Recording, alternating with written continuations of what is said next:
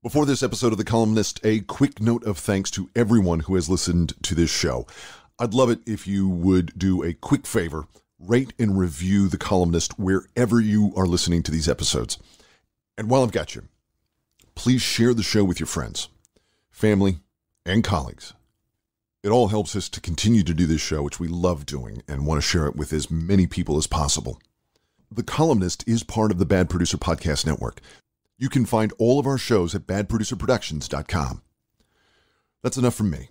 Now, Justin Smith's The Columnist.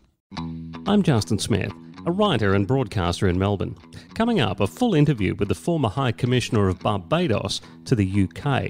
He now lives in the United States, in Florida, and his day is about to end. I talked to him while the sun was setting. But first, here's something I wrote. Barbados is a small country with a big spirit, and they've finally had enough of being ruled by the British royal family. They're now preparing to become a republic. Australia is a big country, but seemingly with no spirit to do the same. It seems the older this country gets, the less likely we are to become a republic. There's simply no passion for it, and there hasn't been for a long time. And the small group who have had passion have been unable to make enough noise. But on the other side of the world, there is a place of beaches and sun, slow drum-based music, a healthy worship of Sagari sobers, and a gentle revolution. It's a good thought, isn't it? A country with a majority of black people, which was once the British centre of the African slave trade, is now preparing to become a republic, and there will be no need to kill people to do it. Instead, it's happening with maturity, passion and speed, with plans for Barbados to be a republic in November next year. With COVID, you'd forgive a nation like Barbados for keeping a status quo until the world returns to normality, but instead they're pushing on. I made contact with the former High Commissioner of Barbados to London, Guy Hewitt, who's now a church minister in southeast Florida, and we talked about our colonial pasts and futures. It's time to move on, he said.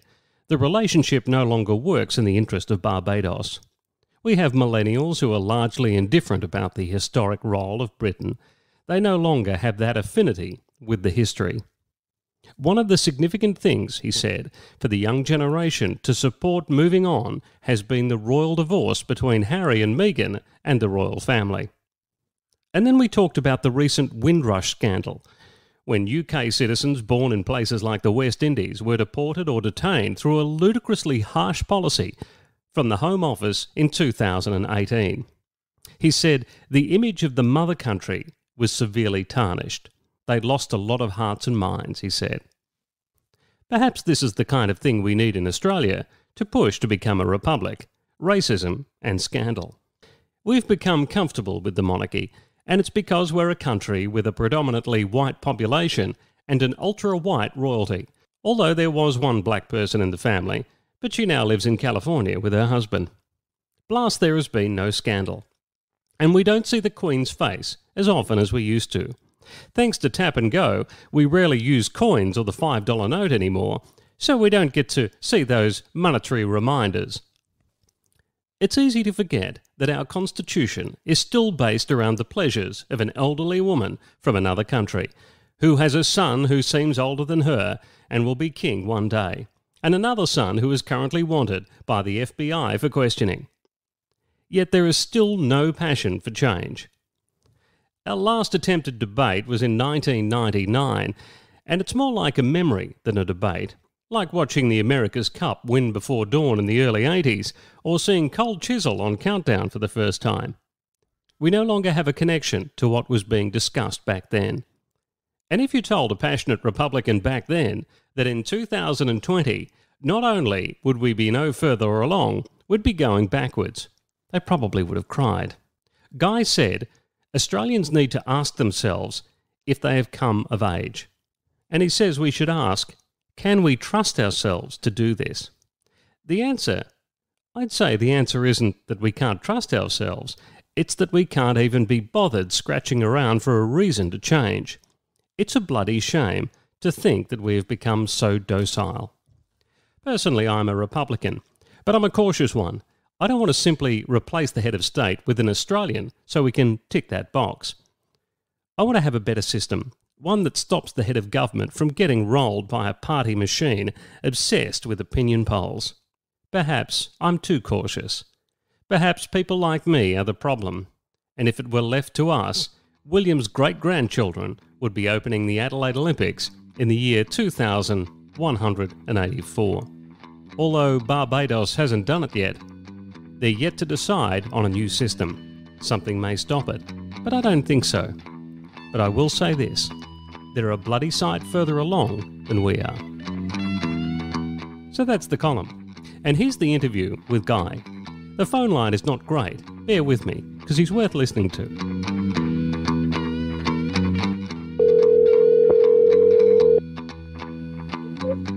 Yeah. Hello, sir. Hello, Father. Guy, thank you very much. I appreciate it. No, you're welcome. You're welcome. You're welcome. How are you doing? I've got an Earl Grey tea and I'm ready to go. Yeah, good. Yeah, I am here in South Florida. Yes. And yeah, the sun is shining here too.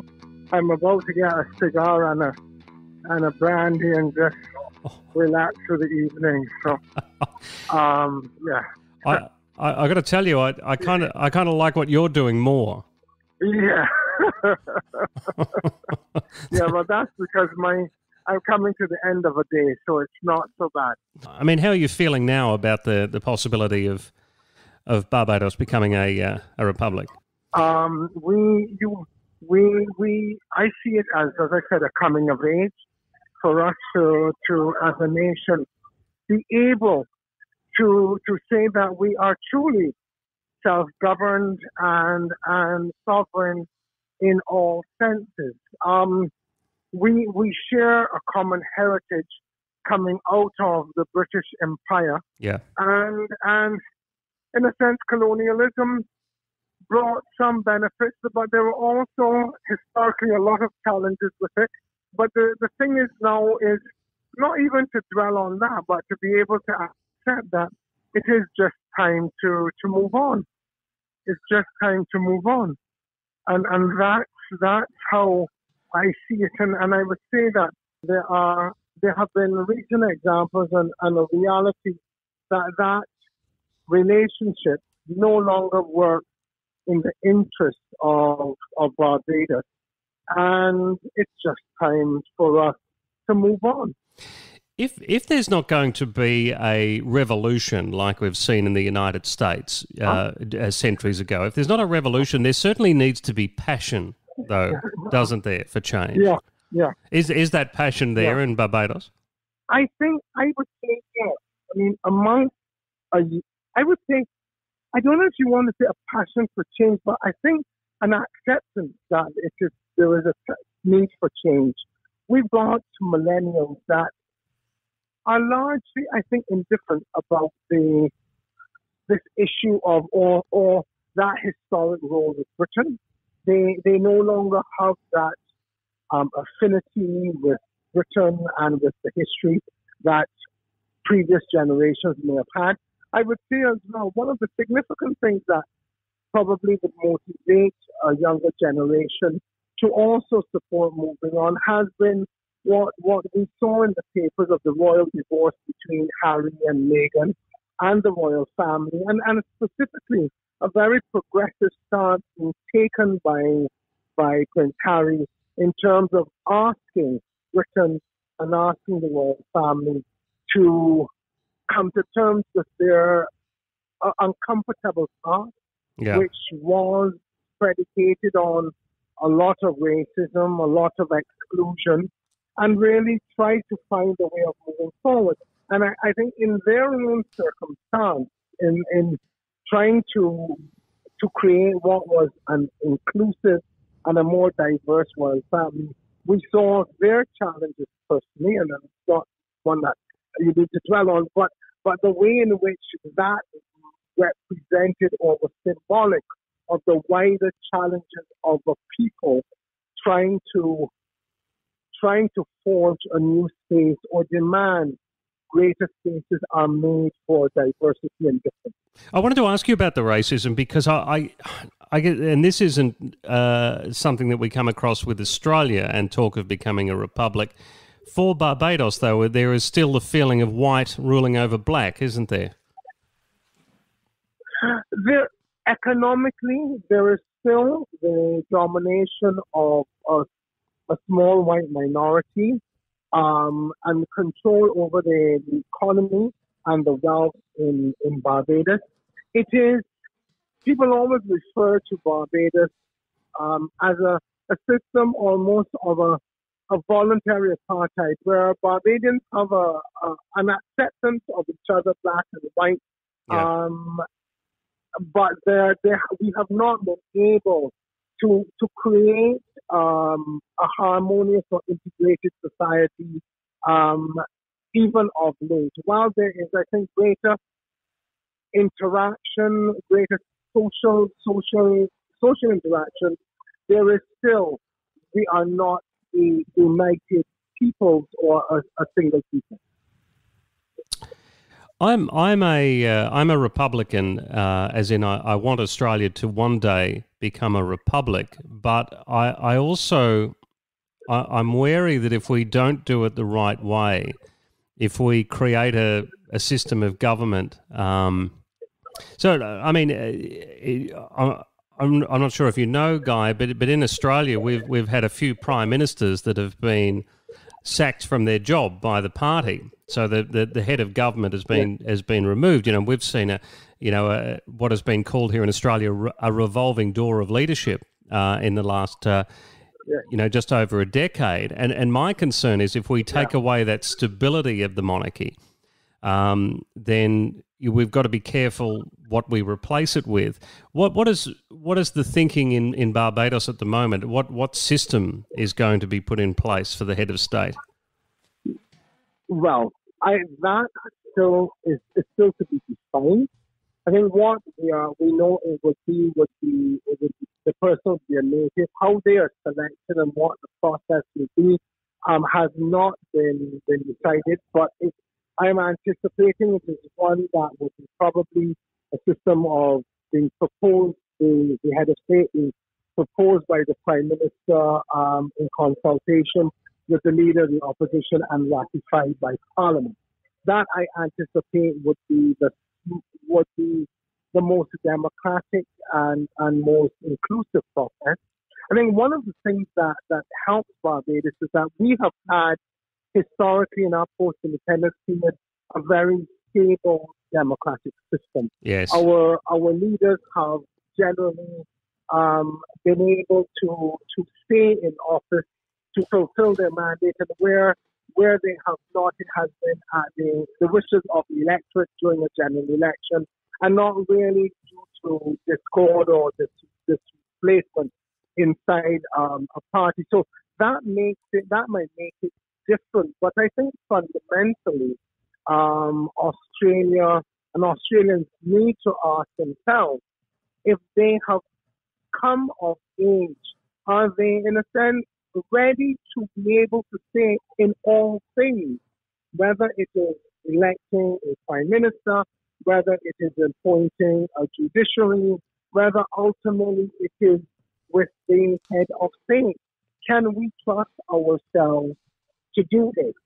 It really is that. It's really about whether Australians can trust themselves to be able to say in all matters, the election of a government, the appointment of a judiciary, the identification of the head of state who symbolizes our aspirations. Can we trust ourselves? Are we equipped to do that? And I would think that Australia, like Barbados, like South Africa, like India, like Trinidad and Tobago, is able to do that.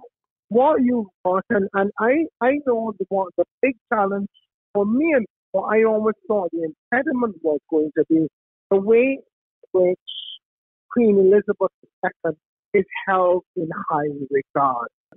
For me, what I always thought was going to be the resistance or the reluctance of the Barbadians to move towards republic was the affinity and the high regard they held Queen Elizabeth, the whole Queen Elizabeth II in.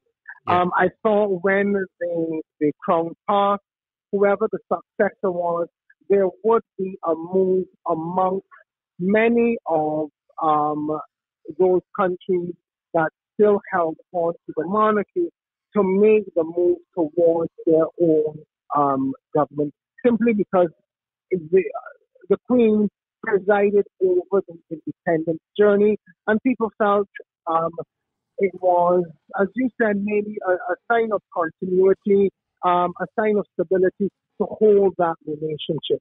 I don't think that either with any of the other royals there is that level of affinity.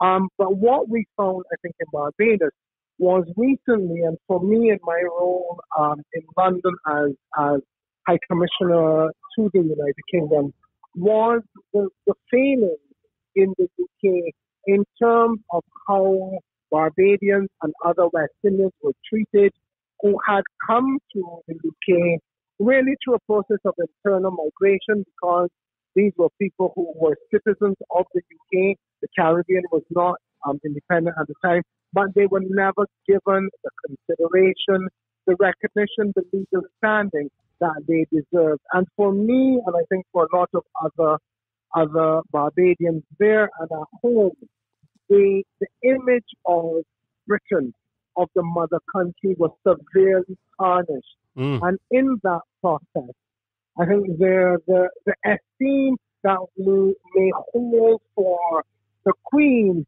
may while still there, the monarchy no longer, I think, stands for that notion of Britain of justice and fair play, because they prove that in Britain no longer, or the rules of fair play that it wrote historically or was perceived to have been the author of, it just broke them all. Yes. When it came to the treatment of West Indians in Britain. They lost a lot of hearts and minds, from what I can see, Guy. They lost a lot of hearts and minds, and I mean, for us as High Commissioners, when we brought this engagement of the government to the fore, it was done deliberately in the lead up to the Commonwealth Summit, because we felt we needed to get maximum impact in terms of engagement. And I think the failing of the UK government, which was becoming chair in office, to be able to demonstrate that it did adhere to what the Commonwealth was supposed to be about: democracy, rule of law, human rights. It failed in terms of being able to grant and up to now reconcile the status of these West Indian born Brits. Yeah. And because of that, I don't think Britain and the monarchy are able to, or have lost that position of regard, that perception of they can be an arbiter of things of stability and tradition. That no longer is the case. Well, as I listen to you, I just wonder if we need is probably not the right word, but I wonder whether something like that needs to come along before Australia will look at severing ties, because at the moment it's just too easy to stay the way we are, I think, Guy. Well, I mean, I am unable to I'm not familiar enough with the situation in Australia to comment on that. Y'all would be the judge, but in every situation, and I as I referenced, there are many instances where people want to have a divorce or separation and don't follow it. But as we know, in personal and domestic scenarios, there comes a point, and when people say the time has come. And so, yes, I would agree that Australia won't follow Barbados time, which didn't follow Trinidad and Tobago time, which didn't follow South Africa time. But there will come a point when I am confident that the Australians will know that it is time, or there will be sufficient impetus that people will generally say yes. And as I previously pointed out, I anticipate that may come when the crown ultimately passes. Yes. And people are able then to say, we have been loyal to Her Majesty, but we now need to be true to ourselves and take that journey as a truly sovereign people and accept and appoint our local presidents who are head of state. Before I let you go and have that brandy and cigar, I want to ask you though one thing about COVID and the people of Barbados, friends of yours and family of yours. How are they coping with what has happened with COVID? I believe that the tourism has taken an enormous hit.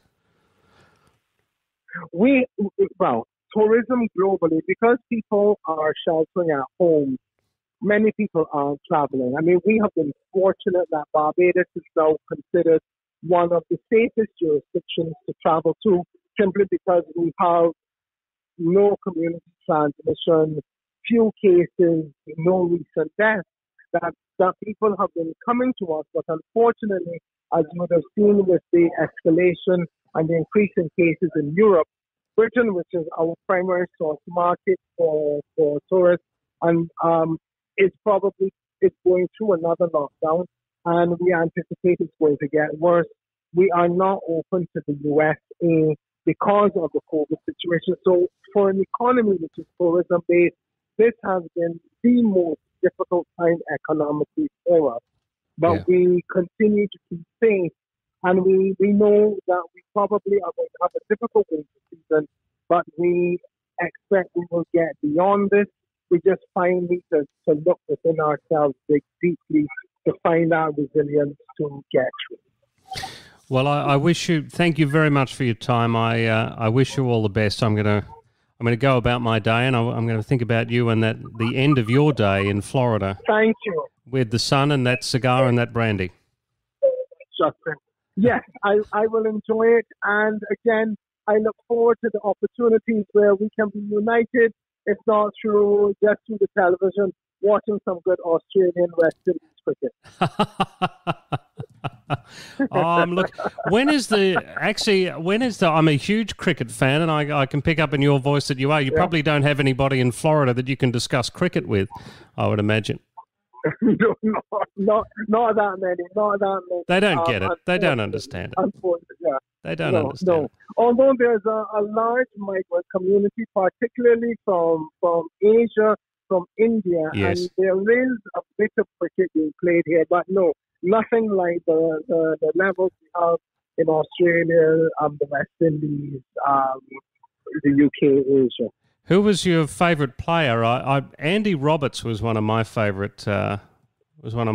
Players. Well, I mean, you see, the only thing that a Barbadian can do is to claim Gary Sobers as our favourite. But there are many.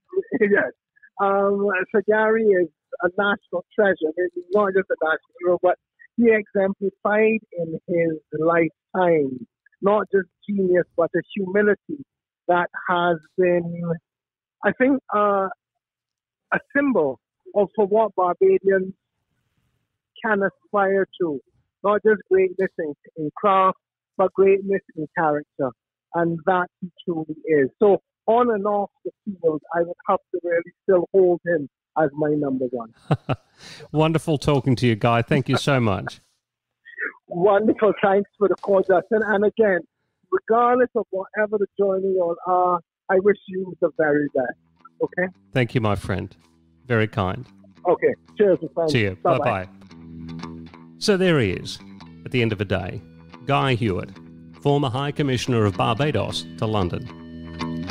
Some of that passion would be good here, wouldn't it? As with the brandy, the cigars, and a visit from Sir Gary Sobers. It would all be nice. Long live the Republic of Barbados. I'll keep writing. Let's talk soon. The Columnist by Justin Smith and Bad Producer Productions. Understanding the world we live in by understanding what you're going through, one conversation at a time.